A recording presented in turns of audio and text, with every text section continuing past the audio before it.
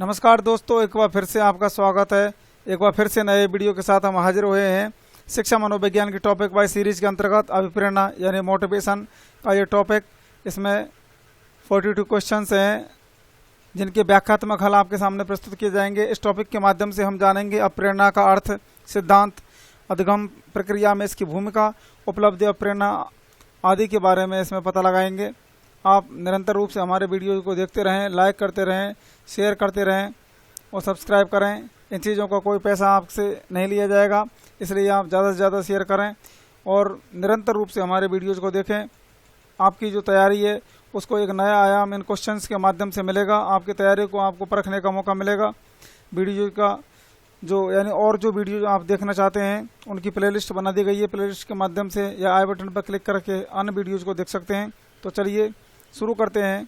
अभिप्रेरणा, पहला प्रश्न है, एक आंतरिक मानसिक दशा जो किसी व्यवहार को आरंभ करने तथा बनाए रखने के लिए प्रवृत्त करती है, वो क्या कहलाती है? अभिक्षमता, अभिवृत्ति, अभिप्रेरणा या अभिरुचि। तो वह आंतरिक मानसिक दशा जो किसी व्यवहार को आरंभ करने तथा उसको बनाए रखने के लिए प्रवृत्त करती है, उसको अभिप्रेरणा कहा जाता है। अभिप्रेरणा के बारे में और जानते हैं हम कि अभिप्रेरणा जो शब्द है वह अंग्रेजी में जो मोटिवेशन है उस शब्द से इसकी उत्पत्ति हुई है। और एक्चुअली में जो ये मोटिवेशन यानी अभिप्रेरणा है वह लैटिन भाषा का शब्द है।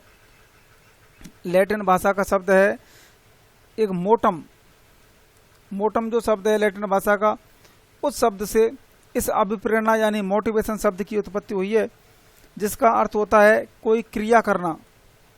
मोटम का जो अर्थ है वह है क्रिया करना, किसी भी प्रकार की क्रिया करना। सीखने की प्रक्रिया की प्रभावशाली व्यवस्था में अभिप्रेरणा एक केंद्रीय तत्व है। किसी बालक को अपनी पूरी क्षमता एवं योग्यता के साथ कार्य करने के लिए उकसाना ही अभिप्रेरणा है। यानी कोई बालक है जिसको उसकी पूरी क्षमता के साथ कार्य करने के लिए प्रवृत्त किया जाए, यानी उसको इस प्रकार से उत्साहित किया जाए कि वह पूरी क्षमता के साथ किसी कार्य को करे, तो ये जो उकसाने की प्रक्रिया है या अभिप्रेरित करने की जो प्रक्रिया वही अभिप्रेरणा कहलाती है। दूसरे क्वेश्चन की ओर चलते हैं। अभिप्रेरणा वे शारीरिक तथा मनोवैज्ञानिक दशाएं हैं जो किसी कार्य को करने के लिए प्रेरित करती हैं। यह कथन या परिभाषा किसकी है? मैकडूगल की, क्रो की, सोरेनसन की या वुडवर्थ की?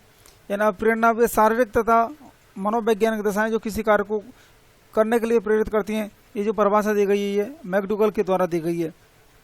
अभिप्रेरणा की जो अन्य परिभाषाएं हैं उनके बारे में यूँ थोड़ा पता लगा लेते हैं। सबसे पहले एक मनोवैज्ञानिक है गुड, यानी गुड महोदय के अनुसार अभिप्रेरणा कार्य को आरंभ करने, यानी कार्य को आरंभ किया जाए, आरंभ करने एवं उसे जारी और नियमित करने की प्रक्रिया है। कार्य को प्रारंभ करने, जारी रखने एवं नियमित करने की जो प्रक्रिया है गुड महोदय के अनुसार उसे अभिप्रेरणा कहा जाता है। किसी क्रिया को उत्तेजित करने, जारी रखने एवं अपेक्षित लक्ष्य तक पहुंचने की एक विशिष्ट शक्ति को ही अभिप्रेरणा कहते हैं। ये गुड महोदय की परिभाषा है। अब मैकडूगल जो है उन्होंने ये परिभाषा दी ही है कि अभिप्रेरणा वे शारीरिक तथा मनोवैज्ञानिक दशाएं जो किसी कार्य को करने के लिए प्रेरित करती हैं। इसके अलावा स्किनर महोदय जो हैं, स्किनर महोदय उन्होंने कहा है कि अभिप्रेरणा अधिगम का सर्वोच्च राजमार्ग है। सर्वोच्च राजमार्ग यानी किसी चीज को सीखने का जो सर्वोच्चम राजमार्ग है उसे ही स्किनर महोदय के अनुसार अभिप्रेरणा कहा जाता है। वुडवर्थ महोदय कहते हैं कि अभिप्रेरणा व्यक्तियों की दशा का वह समूह है, व्यक्तियों की दशा का समूह वह समूह है जो किसी निश्चित उद्देश्य की पूर्ति के लिए निश्चित व्यवहार को स्पष्ट करती है। निश्चित उद्देश्य की पूर्ति के लिए निश्चित व्यवहार को स्पष्ट करती है, ये वुडवर्थ महोदय कहते हैं। क्रो के अनुसार अभिप्रेरणा से अभिप्राय सीखने में रुचि उत्पन्न करने से है तथा यह सीखने का अधिकार है। सीखने में रुचि उत्पन्न करना और सीखने का अधिकार क्रो के अनुसार। गिलफर्ड महोदय के अनुसार अभिप्रेरणा किसी कार्य को प्रारंभ करने, उसे निरंतर बनाए रखने वाली विशेष आंतरिक व्यवस्था है। इसके अलावा जो थॉमसन महोदय हैं उन्होंने कहा है कि अभिप्रेरणा आरंभ से लेकर अंत तक मानव व्यवहार के किसी एक या प्रत्येक कारक को प्रभावित करती है, जैसे अभिवृत्ति, रुचि, प्रणोदय, आकांक्षाएं, कामना, इच्छाएं आदि। अब अगले प्रश्न की ओर चलते हैं कि अधिगम तक पहुंचाने के राजमार्ग को कहा जाता है उद्दीपन, प्रवाहिता, संवेदना या अभिप्रेरणा। तो जो स्किनर महोदय हैं वो कहते हैं कि अभिप्रेरणा अधिगम का सर्वोच्च राजमार्ग है। तो इस प्रश्न का राइट आंसर रहेगा अभिप्रेरणा, यानी अधिगम तक पहुंचाने के राजमार्ग को अभिप्रेरणा कहा जाता है। अगला प्रश्न है क्रिया को प्रारंभ करने, जारी रखने तथा नियंत्रित करने की प्रक्रिया क्या है? अधिगम, सृजन, संतुलन या प्रेरणा। तो किसी भी क्रिया को कार्य यानी कोई भी कार्य उसको प्रारंभ करने, जारी रखने और नियंत्रित रखने की जो प्रक्रिया है वो अभिप्रेरणा कहलाती है। अभिप्रेरणा के संदर्भ में भूख है आवश्यकता, अंतर्नोद, प्रेरणा या उद्देश्य। तो अभिप्रेरणा के संदर्भ में भूख जो है वो अंतर्नोद कहलाती है। जब शारीरिक आवश्यकता मानसिक आवश्यकता का रूप धारण कर ले और मानसिक आवश्यकता शारीरिक आवश्यकता का रूप धारण कर लेती है तो उस मनोशारीरिक स्थिति को चालक या प्रणोद या अंतर्नोद कहा जाता है। अंतर्नोदों के दो वर्ग बतलाए गए हैं। अंतर्नोद जो होते हैं वो दो प्रकार के होते हैं। पहले वर्ग के अंतर्गत अनअर्जित जैविक या प्राथमिक अंतर्नोद आते हैं। ये वे अंतर्नोद होते हैं जो शारीरिक आवश्यकताओं से उत्पन्न होते हैं, जैसे भूख, प्यास, नींद, यौन आदि। और दूसरा वर्ग जो है उसके अंतर्गत अर्जित, यानी जिनको अर्जित किया जाता है, हम इकट्ठा करते हैं, अथवा अधिगमित यानी जिनको अधिगम के द्वारा सीखा जाता है, अंतर्नोद आते हैं। इनकी उत्पत्ति सामंजस्य आवश्यकताओं से होती है, यानी समाजजन्य जो आवश्यकता, समाज की जो आवश्यकता है उनसे इनकी उत्पत्ति होती है। इस प्रकार के अंतर्नोदों के उदाहरण होते हैं अनुमोदन, संबंधन, उपलब्धि, शक्ति अभिप्रेरण, आक्रमण अभिप्रेरणा आदि। यानी कि जिनको अर्जित किया जाता है वो तो अनुमोदन, संबंधन, उपलब्धि, शक्ति अभिप्रेरणा, आक्रमण अभिप्रेरणा आदि होते हैं। और ये समाजजन्य होते हैं, यानी समाज की आवश्यकता के अनुसार होते हैं। और जो अनर्जित यानी कि जो अपने आप ही होते हैं उनको, या शारीरिक आवश्यकताओं से उत्पन्न होते हैं, उनको अनर्जित अप्रेरणा कहा जाता है या अंतर्नोद कहा जाता है। ये भूख, प्यास, नींद, यौन संबंधी आदि होते हैं। तो अंतर्नोदों के दो प्रकार होते हैं, पहला है अनर्जित और दूसरा है अर्जित। अगले प्रश्न की ओर चलेंगे। अभिप्रेरणा के संदर्भ में प्यास क्या है, यानी प्यास का क्या महत्व है? आवश्यकता, प्रेरण, अंतर्नोद या मूल प्रवृत्ति। तो प्यास को भी हम अंतर्नोद के अंतर्गत ही रखेंगे। तो ये भी एक प्रकार का अनर्जित अंतर्नोद कहलाता है। अगला प्रश्न है निम्न में से किसका कोई जैविक ही आधार नहीं है? भूख, प्यास, काम या संबंधन। तो संबंधन जो है इसका कोई जैविक ही आधार नहीं है। भूख, प्यास और काम जो हैं वो अनर्जित जो अंतर्नोद हैं उसके अंतर्गत शामिल किए जाते हैं। अगला प्रश्न है निम्न में से कौन सी जन्मजात या आंतरिक अभिप्रेरणा नहीं है? भूख, प्यास, उपलब्धि की आवश्यकता, यौन या काम। तो उपलब्धि की आवश्यकता जो है वो जन्मजात या आंतरिक अभिप्रेरणा नहीं है, इसको अर्जित किया जाता है। तो ये अर्जित अंतर्नोद के अंतर्गत आएगी। और भूख, प्यास, यौन या काम संबंधी जो आवश्यकता है वो या प्रेरणा है वो अनर्जित यानी पहले वर्ग के अंतर्गत शामिल की जाएंगी। अगला प्रश्न है निम्न में से कौन सा उदाहरण अर्जित प्रेरक का है? भूख, पुरस्कार, रुचि या 2 एवं 3।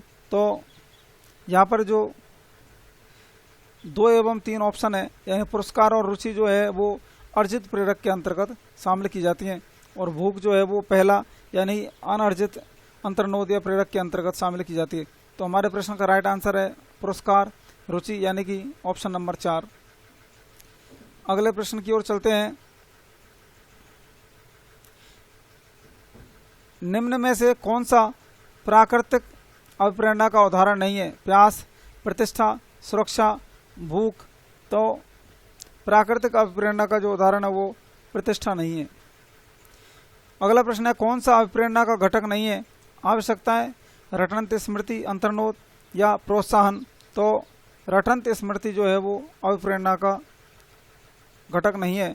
इसके अलावा आवश्यकताएं, चालक यानी कि अंतर्नोद, लक्ष्य या उद्दीपक या प्रोत्साहन जो है वो अभिप्रेरणा के घटकों के अंतर्गत शामिल किए जाते हैं। अगला प्रश्न है स्नेह प्राप्त करने की जो इच्छा है वो अभिप्रेरणा के संदर्भ में क्या है? स्वाभाविक अभिप्रेरक, कृत्रिम अभिप्रेरक, नकारात्मक अभिप्रेरक या अर्जित अभिप्रेरक। तो स्नेह प्राप्त करने की जो इच्छा है वो अभिप्रेरणा के संदर्भ में स्वाभाविक अभिप्रेरक के अंतर्गत शामिल किया जाता है। अगले प्रश्न की ओर चलेंगे। अगला प्रश्न है ऐसे दो संदर्भित मानववादी मनोवैज्ञानिक कौन है जिन्होंने मानव व्यक्तित्व की व्याख्या स्वयं एवं आवश्यकताओं के सिद्धांत के आधार पर की है? मैस्लो एवं रोजर्स, रोजर्स एवं स्किनर, कुले एवं मैस्लो, अल्पोर्ट एवं केटेल। तो मैस्लो एवं रोजर्स जो हैं वो ऐसे मनोवैज्ञानिक हैं जिन्होंने मानव व्यक्तित्व की जो व्याख्या है वो स्वयं एवं आवश्यकताओं के सिद्धांत के आधार पर की है। अगला प्रश्न, क्वेश्चन नंबर 14, साथियों के दबाव से मूर्खतापूर्ण अनुगमन निम्न में से किस आवश्यकता से अभिप्रेरित होता है? यानी साथियों के दबाव के कारण हम कोई मूर्खतापूर्ण और निम्न अनुगमन है उसकी भी आवश्यकता को महसूस करते हैं। तो वह कौन सी चीज़ है? सुरक्षा की आवश्यकता, अपनेपन का संबंध, आत्मसंप्रति, वास्तविकीकरण या उपलब्धि। तो यहाँ पर उपलब्धि जो है वो इस प्रकार का कार्य है जो साथियों के दबाव से मूर्खतापूर्ण अनुगमन जो होता है उसकी आवश्यकता महसूस की जाती है। यानी कि आवश्यकता साथियों का जो प्रेशर रहता है उसकी वजह से इन उपलब्धि को हासिल करने के लिए इस प्रकार का डिसीजन ले लिया जाता है। तो उपलब्धि जो है वो ऐसा अभिप्रेरित है जो साथियों के दबाव के कारण हम करने के लिए बाध्य हो जाते हैं। अगला प्रश्न है प्रेरणा प्रबलन ह्रास सिद्धांत के प्रदाता कौन है? यानी वह कौन सा मनोवैज्ञानिक है जिसने प्रेरणा प्रबलन ह्रास सिद्धांत दिया था? हल, फ्रायड, मैस्लो या इनमें से कोई नहीं? तो हल महोदय जो हैं उन्होंने प्रेरणा प्रबलन ह्रास सिद्धांत दिया था। अगला जो प्रश्न है क्वेश्चन नंबर 16, ऐसे अभिभावक जो अपने बालकों की उपलब्धि अभिप्रेरणा को बढ़ावा देना चाहते हैं उन्हें चाहिए बालकों को प्रारंभिक वर्षों में बिना अभिभावकों की मदद के अपनी जिम्मेदारियां संभालने हेतु प्रेरित करें। बालकों को बताएं कि असफलता जीवन में तकलीफ या दुख लाती है। अगला ऑप्शन है चाहे बालक सफल हो अथवा असफल उन्हें स्वीकार करने एवं उनकी प्रशंसा करें। अगला ऑप्शन है यह स्वीकार करें कि बालक अभिभावकों की असहायता के बिना किसी कार्य का सफलतापूर्वक निर्वहन नहीं कर सकते। तो इस प्रश्न का जो राइट आंसर रहेगा वह है ऑप्शन नंबर फर्स्ट, बालकों को प्रारंभिक वर्षों में बिना अभिभावकों की मदद के अपनी जिम्मेदारियां संभालने हेतु प्रोत्साहित किया जाए। यानी ऐसे अभिभावक जो अपने बालकों की उपलब्धि और प्रेरणाओं को बढ़ावा देना चाहते हैं उन्हें यह कार्य करना चाहिए कि बालकों को उनके शुरुआत के वर्षों में ही अपनी मदद दिए बिना ही उनकी जिम्मेदारियों को संभालने हेतु प्रोत्साहित किया जाए। बालकों को अब प्रेरित करें कि वो अपनी जिम्मेदारियों को समझें और स्वयं ही अपनी जिम्मेदारियों को भार उठाने की कोशिश करें। तो उपलब्धि और प्रेरणा को बढ़ावा देने के लिए ऐसा करना जरूरी है। अगला प्रश्न है सशक्त अभिप्रेरणा सीखने का प्रभावशाली घटक है। इसमें बालक स्वस्थ रहता है, ध्यान करता है, प्रसन्न रहता है या शीघ्र सीखता है। तो सशक्त अभिप्रेरण जो होता है उसके माध्यम से बालक जो होता है वो शीघ्र सीखता है। अगला प्रश्न है एक छात्र बोर्ड परीक्षा के लिए कठिन परिश्रम कर रहा है, उसके पिता ने उसे अच्छे अंक आने पर मोटरसाइकिल देने का वादा किया है। इसका अर्थ है आंतरिक प्रेरणा, बाह्य प्रेरणा, गणितीय प्रेरणा या आंतरिक एवं बाह्य प्रेरणा। तो इस प्रकार का जो कार्य होता है वो बाह्य प्रेरणा के अंतर्गत आता है। यानी किसी बालक के पिता ने उससे कहा कि यदि तुम बोर्ड परीक्षाओं में अच्छे अंक से पास होगे तो तुम्हारे लिए मोटरसाइकिल दी जाएगी। तो वो अभिप्रेरित हो गया और इस बाह्य प्रेरणा से वो और भी अधिक कार्य करने की ओर अग्रसित होगा, जिससे उसके लिए ये जो मोटरसाइकिल है यानी जो पुरस्कार है वो उसे मिल सके। तो ये एक बाह्य प्रेरणा का उदाहरण माना जाएगा। अगला प्रश्न है, प्रेरक के अंतर्गत सम्मिलित हैं प्रोत्साहन, आवश्यकताएं, प्रबल प्रेरणा या उपरोक्त सभी। तो ये जो सशक्त यानी कि प्रेरक के अंतर्गत ये जो शामिल है यानी जो सभी प्रकार की जो प्रक्रियाएं यानी प्रोत्साहन, आवश्यकताएं और प्रबल प्रेरणा, ये सभी प्रेरक के अंतर्गत शामिल की जाएंगी। तो ऑप्शन नंबर 4 हमारे प्रश्न का राइट आंसर। अगला प्रश्न है, निम्न में से कौन से प्रेरकों का वर्गीकरण गैरेट द्वारा किया गया है। गैरेट मनोवैज्ञानिक महोदय हैं, उन्होंने कौन से प्रेरकों का वर्गीकरण किया है। जन्मजात, स्वाभाविक और सामाजिक, कृत्रिम, दैहिक और सामाजिक, मनोवैज्ञानिक, सामाजिक एवं स्वाभाविक, दैहिक, मनोवैज्ञानिक एवं सामाजिक। तो गैरेट महोदय जो हैं वो ये बताते हैं कि जन्मजात एवं अर्जित जो यानी कि दैहिक, मनोवैज्ञानिक और सामाजिक जो प्रेरक हैं वो गैरेट महोदय के द्वारा बताए गए हैं। तो ऑप्शन नंबर 4 जो है वो हमारे प्रश्न का राइट आंसर है। यानी गैरेट महोदय बताते हैं कि दैहिक, मनोवैज्ञानिक एवं सामाजिक जो है वर्गीकरण है प्रेरकों का वो इनके द्वारा किया गया है। अगला प्रश्न है, प्रेरकों का वर्गीकरण अनेक विद्वानों ने किया है। मैस्लो द्वारा किया गया वर्गीकरण सही ढंग से निम्न में से किस विकल्प में दिया गया है। यानी बहुत से मनोवैज्ञानिक हुए हैं जिन्होंने प्रेरकों का वर्गीकरण किया है। उसी मुहिम में मैस्ले मनोवैज्ञानिक हुए हैं जिन्होंने अपने ढंग से प्रेरकों का वर्गीकरण किया है। तो किस विकल्प में उनके द्वारा वर्गीकृत जो प्रेरकों का वर्ग है वो दिया गया है। पहला है जन्मजात एवं स्वाभाविक, दूसरा है जन्मजात एवं अर्जित, तीसरा है जैविक एवं जन्मजात और चौथा है सामाजिक एवं कृत्रिम। तो यहाँ पर जन्मजात एवं अर्जित जो वर्गीकरण है वो मैस्ले महोदय के द्वारा किया गया है। यानी मैस्ले महोदय ये मानते हैं कि प्रेरक जो होते हैं वो जन्मजात होते हैं और अर्जित भी होते हैं। यानी ऐसे प्रेरक जो अपने आप ही हमें हासिल होते हैं, जिनको प्राप्त करने का प्रयास नहीं किया जाता, वो जन्मजात हैं। और ऐसे प्रेरक जिनको इकट्ठा करने का या प्राप्त करने का प्रयास किया जाता है और उनके द्वारा ही हम उपलब्धियों को हासिल करते हैं, वो अर्जित प्रेरकों के अंतर्गत शामिल किया जाता है। तो ऐसा वर्गीकरण जो है वो मैस्ले महोदय के द्वारा किया गया है। अगले प्रश्न की ओर चलते हैं, निम्न में से कौन अभिप्रेरणा का पक्ष नहीं है। आवश्यकता, दबाव, ड्राइव या प्रेरित या प्रोत्साहन। तो अभिप्रेरणा का जो पक्ष नहीं है वह है दबाव। आवश्यकता, प्रेरित और प्रोत्साहन जो है वो अभिप्रेरणा के पक्ष के अंतर्गत ही शामिल किए जाते हैं।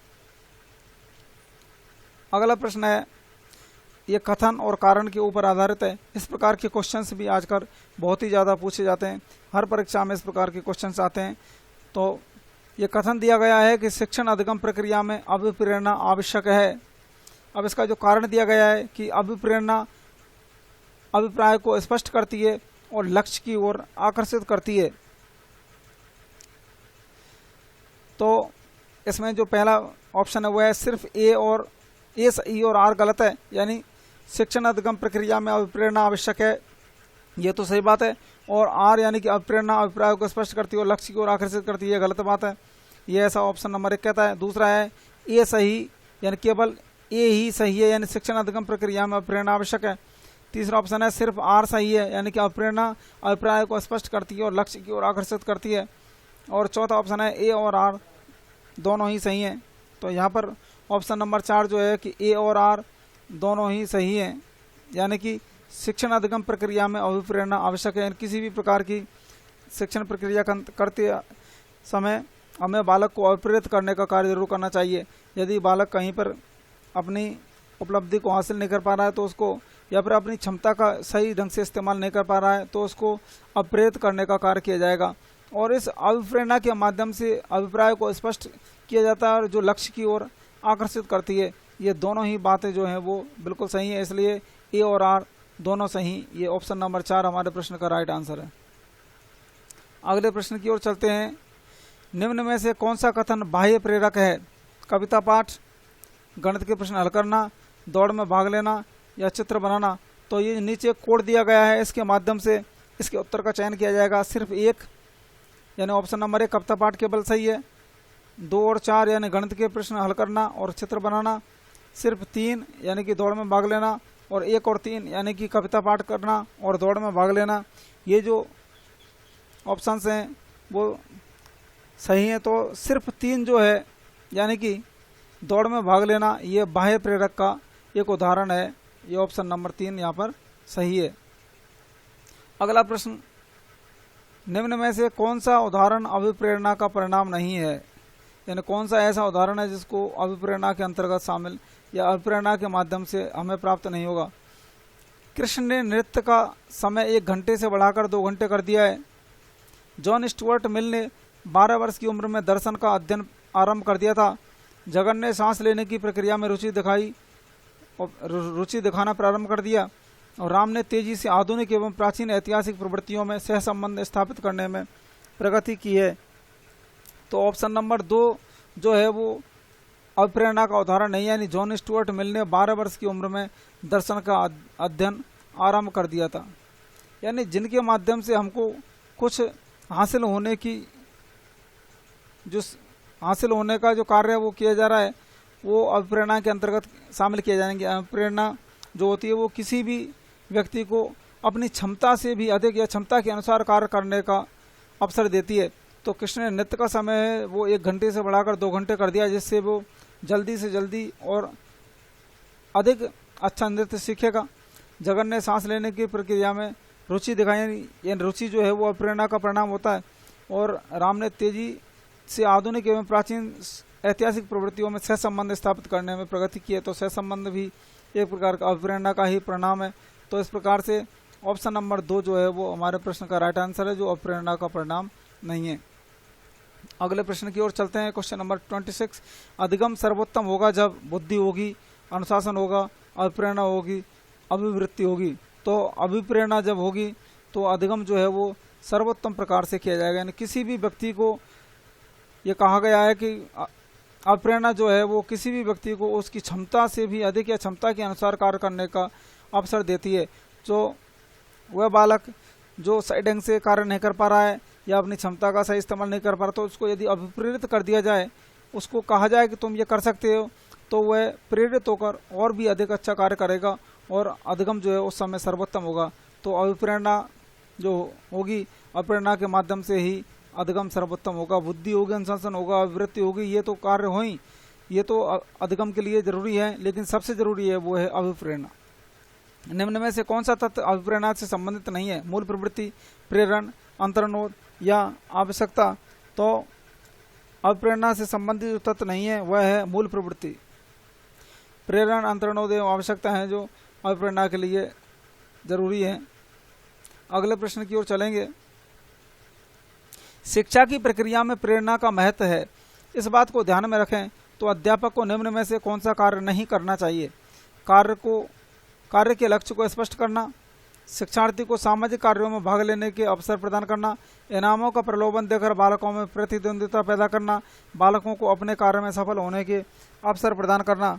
तो इनामों का प्रलोभन देकर बालकों में प्रतिद्वंदिता पैदा करना, ये जो कार्य है ये एक अध्यापक को कभी भी नहीं करना चाहिए। यदि इस प्रकार का कार्य अध्यापक करेगा तो उसके जो स्टूडेंट्स हैं वो प्रेरित नहीं होंगे, बल्कि उनमें आपस में द्वेष, ईर्ष्या एवं द्वेष की भावना और पैदा हो जाएगी। इसलिए कार्य के लक्ष्य को स्पष्ट करना चाहिए, शिक्षार्थी को सामाजिक कार्यों में भाग लेने का अवसर देना चाहिए और बालकों को अपने कार्यों में सफल होने के अवसर जरूर प्रदान करने चाहिए, लेकिन इनामों का प्रलोभन देकर बालकों में प्रतिद्वंदिता का जो भाव है वो पैदा नहीं करना चाहिए एक अध्यापक को। अगला प्रश्न है, कौन सी जैविक आवश्यकता कम जरूरी है? यौन, भूख, प्यास या उपयुक्त में से कोई नहीं। तो ये जो यौन, भूख एवं प्यास जो है वो सभी प्रकार की आवश्यकता है वो जरूरी है, लेकिन उपयुक्त में से कोई नहीं। यानी कि ऐसी कोई सी भी आवश्यकता नहीं है जो कम जरूरी हो, सभी का समान महत्व है। इसलिए हमारे प्रश्न का राइट आंसर ऑप्शन नंबर 4। निम्न में से सीखने के लिए प्रेरित करने का सबसे उपयुक्त तरीका कौन सा है? दंड का भय, पुरस्कार का प्रलोभन, यह बताना कि यह प्रकरण बहुत ही महत्वपूर्ण है और बच्चों के अनुभवों से जोड़ना। तो अब प्रेरित करने के लिए सबसे उपयुक्त जो तरीका वह है कि यह बताना कि ये जो प्रकरण है ये बहुत ही महत्वपूर्ण है, या जिस प्रकरण या टॉपिक के ऊपर कार्य किया जा रहा है स्टूडेंट्स को ये बताना चाहिए शिक्षक के द्वारा कि यह जो टॉपिक है वो बहुत ही महत्वपूर्ण है, इसलिए आप इसको सही ढंग से सोच समझ से इसको करें। तो इस प्रकार का जो तरीका है वो प्रेरित करने का सबसे उपयुक्त तरीका है। तो ऑप्शन नंबर 3 हमारे प्रश्न का राइट आंसर। अगला प्रश्न है, निम्न में से कौन सा आंतरिक अभिप्रेरणा का उदाहरण है? एक कहानी की पुस्तक पढ़ना क्योंकि कहानी पढ़ने में आनंद आता है। एक पुस्तक पढ़ना क्योंकि उसमें से परीक्षा में से प्रश्न पूछे जाएंगे। एक पुस्तक पढ़ना क्योंकि इससे आपको पुरस्कार मिलेगा। एक पुस्तक पढ़ना क्योंकि इससे आपके पिताजी खुश होंगे। तो आंतरिक अभिप्रेरणा का जो उदाहरण है वह है कि एक कहानी की पुस्तक पढ़ना क्योंकि कहानी पढ़ने में आनंद आता है। ये हमारी सेल्फ विश होती है, आंतरिक इच्छा होती है, इंटरनल विश। लेकिन परीक्षा में प्रश्न पूछे जाएंगे, ये बाहरी प्रेरणा है कि यदि हम पढ़ेंगे नहीं तो परीक्षा में फेल हो जाएंगे। एक पुस्तक पढ़ना क्योंकि इससे आपको पुरस्कार मिलेगा, यानी हमें पुरस्कार मिलने की उम्मीद रहती है, तो ये भी एक बाह्य अभिप्रेरणा है। और एक पुस्तक पढ़ना जिसके माध्यम से हमारे पिताजी खुश होंगे, तो यह भी एक बाह्य प्रेरणा का ही उदाहरण है। तो आंतरिक अभिप्रेरणा का उदाहरण है कि कहानी की पुस्तक जिससे पढ़ने में हमको आनंद मिले, तो इंटरनल खुशी मिले। तो हमारे प्रश्न का राइट आंसर ऑप्शन नंबर 1 है।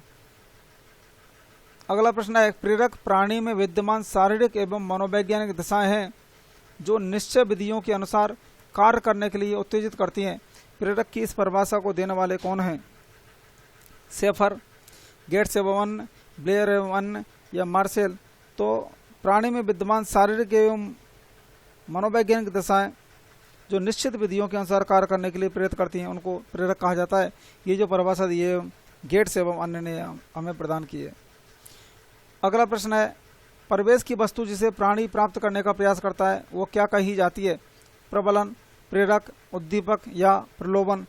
तो वातावरण की वह वस्तु जिसे प्राप्त करने के लिए प्राणी के द्वारा प्रयास किया जाता है उसको प्रेरक कहा जाता है। अगला प्रश्न है, सशक्त अभिप्रेरणा सीखने का प्रभावशाली घटक है। इससे बालक स्वस्थ रहता है, ध्यान करता है, शीघ्र सीखता है, प्रसन्न रहता है। तो सशक्त अभिप्रेरणा के माध्यम से जो बालक है वो शीघ्र अतिशीघ्र सीखता है। अगला जो प्रश्न है वह है, एक अध्यापक को निम्न में से किस कथन से सहमत होना चाहिए? आंतरिक अभिप्रेरणा तब होती है जब अधिगमकर्ता बाह्य संतोषजनक परिणाम का अनुभव करने के लिए कार्य करते हैं। बाह्य अभिप्रेरणा तब होती है जब अधिगमकर्ता बाह्य पुरस्कार प्राप्त करने के लिए कार्य करते हैं। बाह्य पुरस्कार से स्थायी परिवर्तन होता है, या ऑप्शन नंबर 4 जो है वह है कि बाह्य पुरस्कार आंतरिक अभिप्रेरणा प्रदान करते हैं। तो एक अध्यापक को निम्न में से किस कथन से सहमत होना चाहिए? तो वह कथन है, बाह्य अभिप्रेरणा तब होती है जब अधिगमकर्ता बाह्य पुरस्कार प्राप्त करने के लिए कार्य करता है। यानी किसी भी प्रकार के बाहरी पुरस्कार को या बाहरी जो ज्ञान है उसको प्राप्त करने के लिए जब कार्य अधिगमकर्ता के द्वारा किया जाएगा तो वह बाह्य प्रेरणा होती है। अगला प्रश्न है, मानव आवश्यकताओं का पदानुक्रम किसने दिया था? तो मानव की जो आवश्यकता है उनके पद का जो अनुक्रम है वो थॉर्नडाइक, मॉस्लो, गिलफोर्ड, कोपका में से मॉस्लो महोदय ने हमें प्रदान किया था। मॉस्लो का जो मानववादी अधिगम सिद्धांत है, इस सिद्धांत का उन्होंने प्रतिपादन 1954 में किया था। 1954 में मॉस्लो महोदय के द्वारा मानव संबंधी जो आवश्यकताओं का प्रतिपादन सिद्धांत है उसका प्रतिपादन किया। मैस्ले के अनुसार अधिगम एक मानवीय प्रक्रिया है जिसके द्वारा अधिगमकर्ता को अपने सभी प्रकार के उद्देश्यों की प्राप्ति में सहायता मिलती है। अधिगम स्वयं अपनी विभिन्न प्रकार की आवश्यकताओं द्वारा संपन्न होता है। वह यह आवश्यकता निम्नतम से लेकर उच्च स्तर तक 5 प्रकार की होती हैं। 5 प्रकार की आवश्यकता होती हैं। मैस्ले ने अधिगम सिद्धांत में यह स्पष्ट किया कि इन आवश्यकताओं की पूर्ति हेतु व्यक्ति जो संघर्ष करता है उसमें कुछ सीखने की इच्छा होती है। सीखने की इच्छा, संघर्ष में सीखने की इच्छा भी होती है। मैस्ले के अनुसार अधिगम एक ऐसी प्रक्रिया है जो आवश्यकता पूर्ति के साथ व्यवहार में परिवर्तन लाती है। आवश्यकता की पूर्ति के साथ व्यवहार में परिवर्तन, व्यवहार परिवर्तित होता है इससे।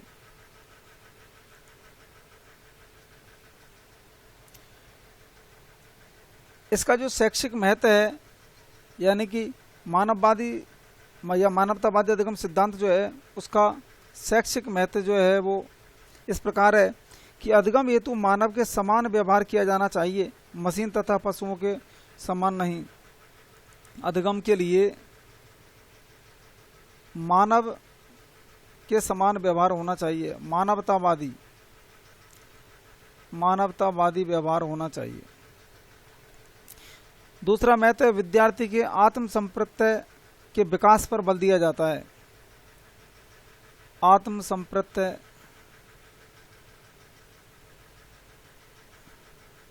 संप्रत्यय के विकास पर बल। तीसरा है अधिगम में आत्म अभिव्यक्ति पर बल दिया जाता है। इसके माध्यम से आत्म अभिव्यक्ति पर बल दिया जाता है, अभिव्यक्ति होती है। इसके माध्यम से मूलभूत आवश्यकताओं की पूर्ति होती है, मूलभूत आवश्यकताएं पूरी होती हैं। इसके माध्यम से बाल केंद्रित शिक्षा पर बल दिया जाता है, यानी यह जो मानवतावादी सिद्धांत है ये बाल केंद्रित शिक्षा पर आधारित सिद्धांत है। और इसके माध्यम से शिक्षण अधिगम मानवीय आधार भी हमें प्राप्त होते हैं, या शिक्षण अधिगम मानवीय आधारों पर ये आधारित होता है। तो इस प्रकार से ये जो मानवतावादी सिद्धांत है ये मोसले महोदय के द्वारा हमें प्रदान किया गया था, या मानवतावादी आवश्यकताओं का पदानुक्रम मोसले महोदय ने दिया।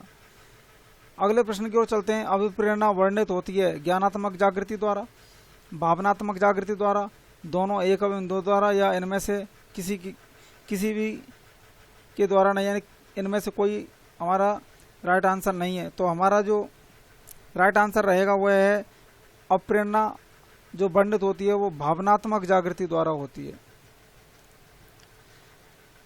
अगले प्रश्न की ओर चलते हैं कि उपलब्धि अभिप्रेरणा का सिद्धांत किसके द्वारा दिया गया था। उपलब्धि अभिप्रेरणा का सिद्धांत वाटसन महोदय, मैकलेलैंड, फ्रायड या युंग। तो मैकलेलैंड महोदय जो हैं वो उपलब्धि अभिप्रेरणा के सिद्धांत को देने वाले थे। इनके बारे में और थोड़ा जान लेते हैं कि डेविड सी मैकलेलैंड का उपलब्धि अभिप्रेरणा सिद्धांत जो है वो क्या है। उपलब्धि अभिप्रेरणा का सिद्धांत हार्वर्ड विश्वविद्यालय के मनोवैज्ञानिक डेविड सी मैकलेलैंड महोदय ने 1961 में प्रतिपादित किया था। ये हार्वर्ड विश्वविद्यालय के मनोवैज्ञानिक थे। इनका विश्वास था कि व्यक्ति के मूल विश्वास एवं दृष्टिकोण उसकी उपलब्धि निश्चित करते हैं, यानी व्यक्ति का जो मूल विश्वास और दृष्टिकोण है वही उसकी उपलब्धि को निश्चित करने वाले होते हैं। उपलब्धि अभिप्रेरणा से आशय व्यक्ति के उन विशिष्ट स्थायी लक्षणों से है जो उसे किसी कार्य को करने हेतु विशिष्टता प्रदान करने में अभिप्रेरणा प्रदान करते हैं। मैकलेलैंड तथा एटकिंसन ने यह स्पष्ट किया कि भिन्न भिन्न व्यक्तियों में उपलब्धि की आवश्यकता में भिन्नता होती है, यानी कि कोई भी दो व्यक्ति उपलब्धि को हासिल करने में अपनी समानता नहीं रखते। तो सभी को उपलब्धि जो प्राप्त होती है उसका जो करने का प्रयास है वो अलग अलग होता है, जिसके कारण उपलब्धि एवं सफलता के प्रति अभिप्रेरणा एवं उत्साह में भी अंतर होता है। यानी कोई किसी कार्य को अधिक उत्साह के साथ करता है तो कोई किसी कार्य को उसी कार्य को प्राप्त करने के लिए कम उत्साह से कार्य करता है। तो जो कम उत्साह से कार्य करेगा उसके लिए उपलब्धि कम मिलेगी, और जो अधिक उत्साह के साथ कार्य करने का प्रयास करेगा उसके लिए उपलब्धि जो है वो ज़्यादा प्राप्त होगी। मनोवैज्ञानिक एटकिंसन का उपलब्धि और प्रेरणा सिद्धांत, इन्होंने 1964 में उपलब्धि और प्रेरणा का सिद्धांत दिया था।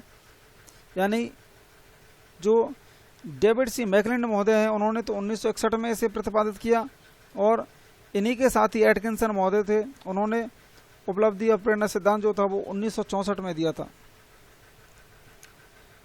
उनका मानना था कि दो प्रेरक होते हैं, यानी एटकिंसन महोदय ने दो प्रेरक बताए, दो प्रकार के प्रेरक बताए।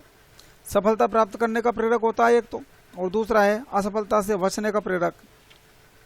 इस प्रकार से उपलब्धि और प्रेरणा का सिद्धांत वो सबसे पहले मैकलेलैंड महोदय के द्वारा 1961 में दिया गया था। अगले प्रश्न की ओर चलते हैं। निम्न में से उपलब्धि और प्रेरणा पर किन लोगों ने काम किया था। फ्रायड एवं युंग, मिलर एवं डोलार्ड, मैस्लो एवं मैकडूगल और मैकलेलैंड एवं एटकिंसन। तो मैकलेलैंड एवं एटकिंसन महोदय जो हैं, इन दोनों ही मनोवैज्ञानिकों ने उपलब्धि और प्रेरणा पर कार्य किया था, जिसके अंतर्गत मैकलेलैंड महोदय ने 1961 में अपना सिद्धांत दिया और एटकिंसन महोदय ने 1964 में अपना सिद्धांत दिया था उपलब्धि और प्रेरणा का।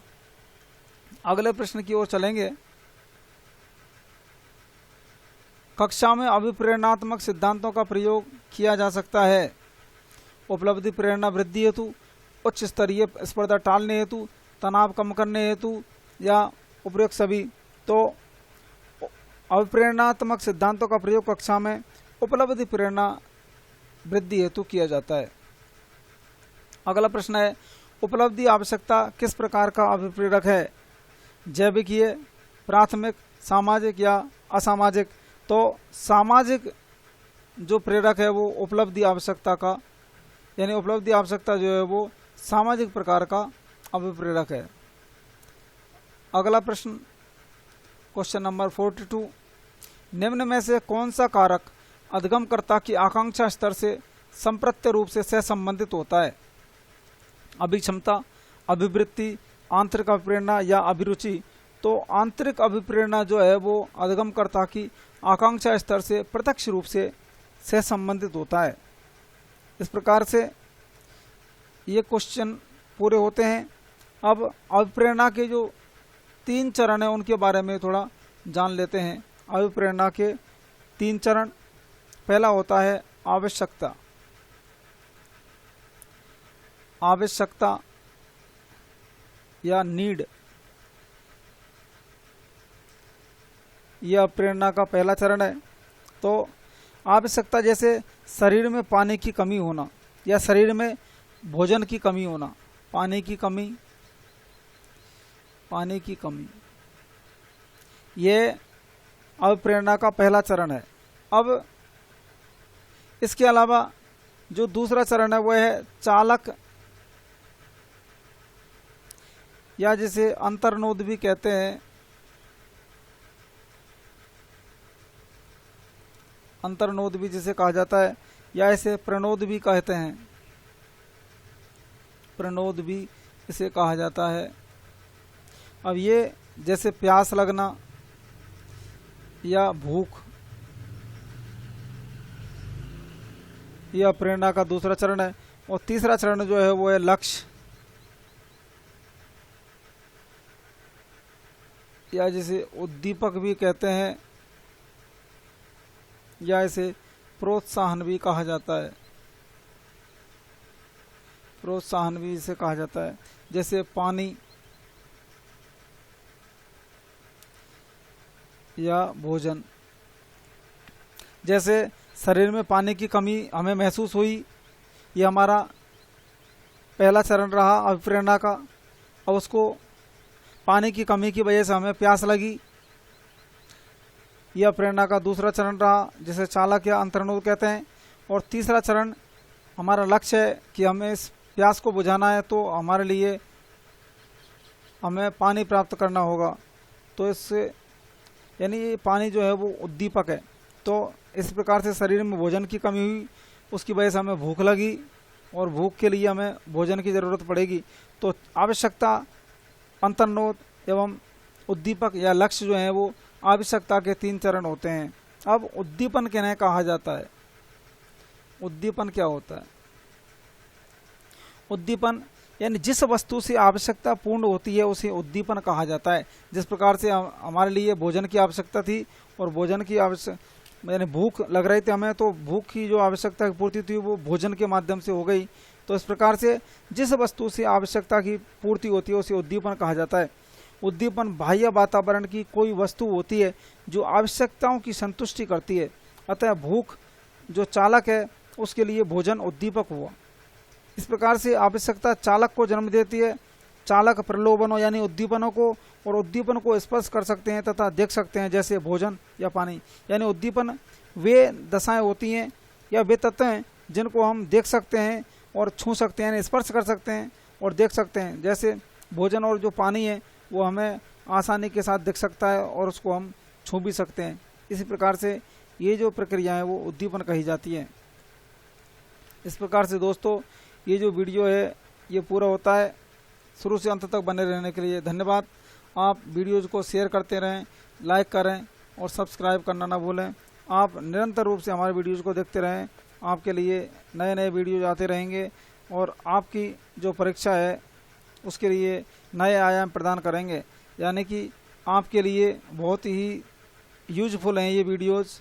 आप इनको निरंतर रूप से देखें। किसी प्रकार की क्वेरीज हैं आप हमारे लिए निरंतर रूप से भेजते रहें, हम उनका प्रयास जो है वो ऐसा करेंगे जिससे आपकी जो सारी समस्या हैं वो सॉल्व हो जाएं। तो धन्यवाद दोस्तों।